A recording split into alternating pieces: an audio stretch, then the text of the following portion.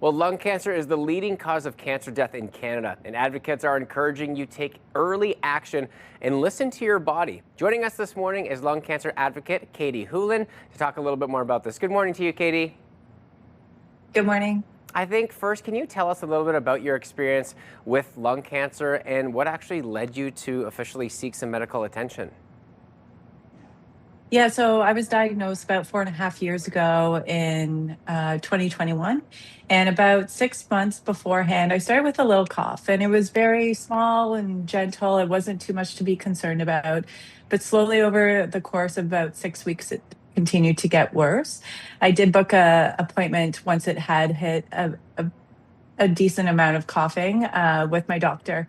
And through that time, over the course of about 4 months, we were trying different types of therapies, different types of asthma puffers. We weren't quite sure what it was, but an X-ray and then a CT scan showed that I did have a mass in my lung, and that had also spread to my liver and to my brain. And going through that experience yourself, why do you think it's important for people to start monitoring these symptoms a little bit more when it comes to these? Because obviously from the get-go, it's not your first thought is maybe this is lung cancer.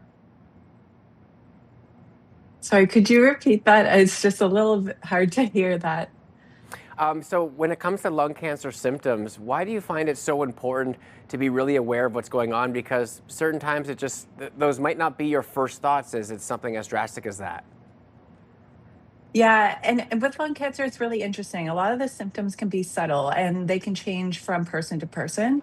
One of the things that tends to be common with folks is that they will have a cough. And so I would just strongly encourage anyone not to wait if you have a cough more than 3 weeks, maybe even 2 weeks, just to get in touch with your doctor. It might not be lung cancer, but it could be a sign of something else. And so really at the end of the day, it's important to trust your body. You know your body, you know what's wrong, and just to ask questions along the way and continue to advocate.